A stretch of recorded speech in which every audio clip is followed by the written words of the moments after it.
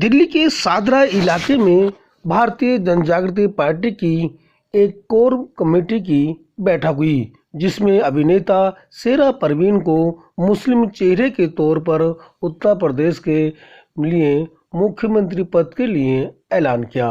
इस मौके पर सभी ने मुस्लिम, दलित, ब्राह्मण की एकता पर बात की। देखिए, तो दर्शकों के लिए आपका परिचय चाहेंगे, तो दर्शक देख रहे हैं आपके। मैं शम्स युवराज, राष्ट्रीय अध्यक्ष भारतीय जनजागृति पार्टी। आज अपने एक छोटी सी मीटिंग की है, सभा की है, इसमें जो लोग बुलाए कार्यकारिणी के, क्या उद्देश्य था इसका? आज बस हमारा एक ही कार्यक्रम, जो कि भारतीय जनजागृति पार्टी की जो हमारी मीटिंग थी, उसका एक विशेष बड़ा उद्देश्य था कि उत्तर प्रदेश के अंतर्गत में जो चुनाव हो रहे हैं, हालांकि वैसे 5 प्रदेशों में हम खड़ा कर रहे हैं और दिल्ली में भी, जो कि एमसीडी के चुनाव में पूरी सीटों पर हम अपने लोग खड़ा करेंगे, परंतु उत्तर प्रदेश के लिए एक अहम भूमिका की बात चल रही थी कि उत्तर प्रदेश के अंतर्गत किस प्रकार से हम चुनाव लड़ें, और उसकी पूरी रणनीति यहाँ पर बनाई गई है।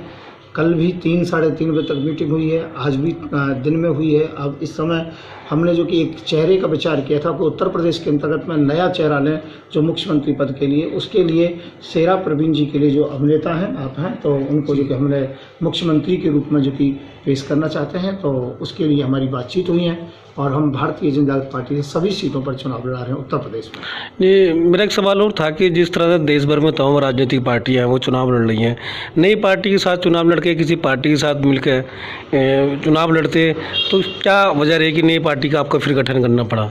नहीं, मैंने समाजवादी पार्टी से जो विचार किया था और मैंने जो कि अपना उमैसी साहब से विचार किया था। उमैसी साहब के साथ कई सभाएं भी हमने शेयर की थी, पर उमैसी साहब की अंदरूनी स्थिति भावना ऐसी प्रतीत होती है कि उनके आगे बढ़ने से भाजपा को लाभ मिल रहा है, जिस प्रकार से बिहार के अंतर्गत में हुआ था।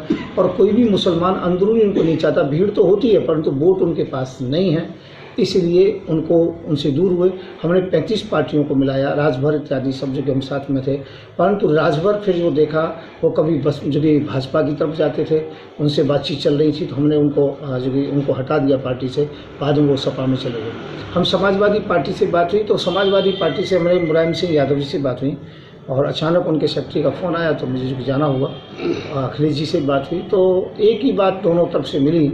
मैंने कहा केवल एक ही शर्त है मेरी, ज़्यादा बड़ी शर्त नहीं है, छोटी शर्त है कि एक मुख्यमंत्री की घोषणा कर दीजिए कि मुसलमान को मुख्यमंत्री बनाएंगे। अब तक मुसलमानों ने आपको सब कुछ दिया है। आप मुख्यमंत्री बात है, ओवैसी साहब तो उप मुख्यमंत्री बात करें, वो उसमें भी राजी नहीं हुए, तो लगता था कि आपकी बात तो मान ली जाएगी। नहीं, मेरी बात सुनो, मेरा काम कहने का है, वो माने ना माने उसका परिणाम भुगतने को तैयार है। मुसलमान आज समझदार है, मुसलमान जानता है कि उसको मिसयूज किया जा रहा है, उसे यूज किया जा रहा है। मैं ये कहना चाहूँगा, जब भी मुसलमानों पर अत्याचार हुआ है तो ये बिल्कुल पीछे रहे, चुप रहे हैं, मायावती चुप रही है, तो फिर इन लोगों की ज़रूरत कहाँ है मुसलमानों को? हर मुसलमान समझदार जानता है कि ओवैसी मुसलमानों को नुकसान पहुंचा रहे हैं, भाजपा को लाभ दे रहे हैं, और समाजवादी पार्टी के परिवारवादी पार्टी है, खुद मुख्यमंत्री बनना चाहते हैं। तो इस कारण से हमने फिर ये सोचा कि हम ऐसी पार्टियों से संबंध न रखें। हमने भारतीय जनजागृति पार्टी BJJP, इसका चुनाव चिन्ह गैस सिलेंडर है, हमने उसका फिर उत्थान किया और सभी सीटों पर चुनाव लड़ा रहे हैं। हमने आज अपने मुख्यमंत्री को पेश कर दिया। ऐसा नहीं लगता कि आपके चुनाव लड़ने के बाद में वोट बैंक का बिखराव होगा और कहीं जिसको रोकने की बात हो रही है फिर आगे वही आ जाए? नहीं, तो उसके लिए हम मुस्लिम समाज से एक बात कहेंगे कि आपकी समझ में जो आए वो करिएगा, पर एक को वोट दें। उसमें खासकर क्या है कि मैं एक पहले निवेदन ये करूँगा कि ओवैसी को बिल्कुल ना दें, क्योंकि ओवैसी केवल यहाँ समीकरण बिगाड़ने के लिए आए हैं। दूसरा एक अखिलेश है, एक जो कि हम हैं, तो हम मुसलमान को मुख्यमंत्री बना रहे हैं। मुसलमान यदि चाहते हैं कि उनको हक मिले और वो मुख्यमंत्री बने, उनको जो कि हक की लड़ाई लड़ना चाहते हैं, तो मुसलमान हमें वोट दें, अर्थात जो कि शेरा परवीन जी को वोट दें, उनका चेहरा देख करके दें। और यदि वो कहते हैं कि नहीं हमें तो अखिलेश चाहिए, तो मैं कहता हूँ मुझे एक भी वोट मत दीजिएगा, अपनी वोट मत बिगाड़िए।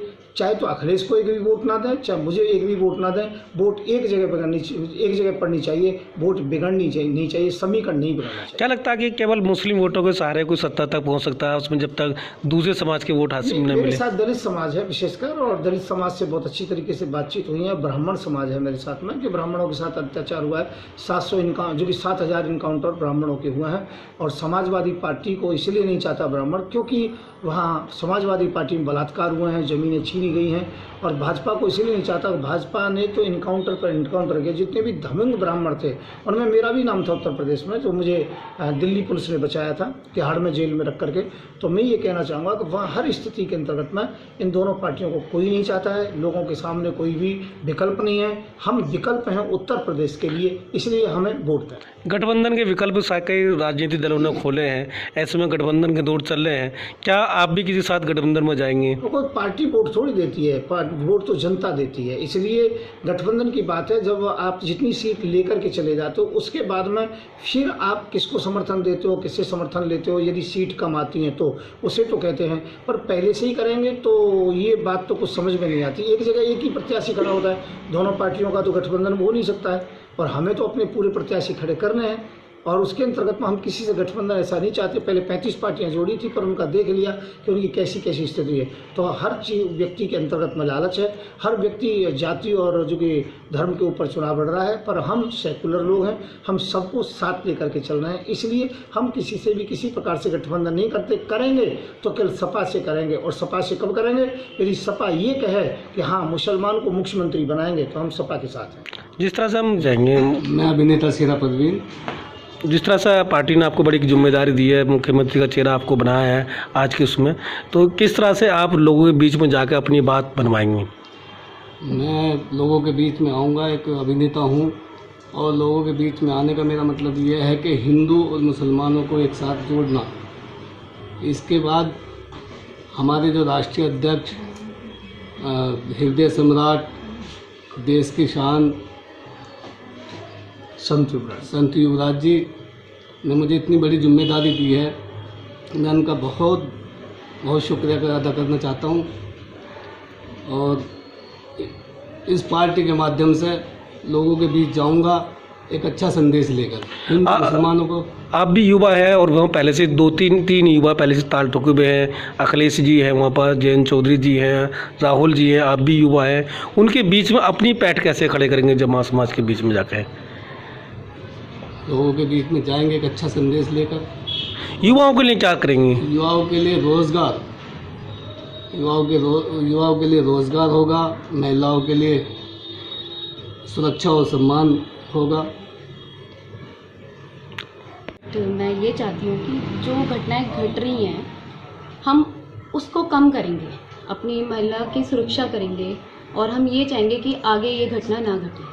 जिस तरह से महिलाओं को लेकर हम बात करें तो महिलाओं की जो पेंशन है, जो विधवा महिलाएं हैं, तलाकशुदा महिलाएं हैं, उनकी जो पेंशन है, क्या आप मानती है कि पर्याप्त मात्रा में है?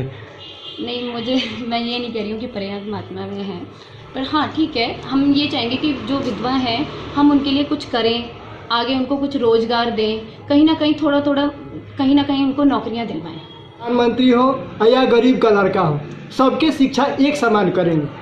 निजीकरण की जो शिक्षा की व्यवस्था है उसको हम लोग खत्म करेंगे, और सरकारी जो शिक्षा की व्यवस्था है उसको एक उच्च स्तरीय शिक्षा की व्यवस्था करेंगे, जिसके चलते कि सभी को शिक्षा मिल सके, और शिक्षा जब मिलेगी तो रोजगार ऑटोमेटिक मिलेगी। देखिए, हमारा पहला मिशन है जो आम पब्लिक है उनको फ़ायदे पहुंचाना। आम पब्लिक अभी क्या है, बीजेपी के राज्य में 950 रुपये की सिलेंडर मिल रही है। आपने उज्ज्वल योजना का सिलेंडर फ्री दे दिया, आपने फ्री तो दे दिया, लेकिन भराने के लिए 1000 रुपये कर दिए। वो क्या सिलेंडर लेकर खाएगा? वो गैस भराएगा तभी खाएगा ना।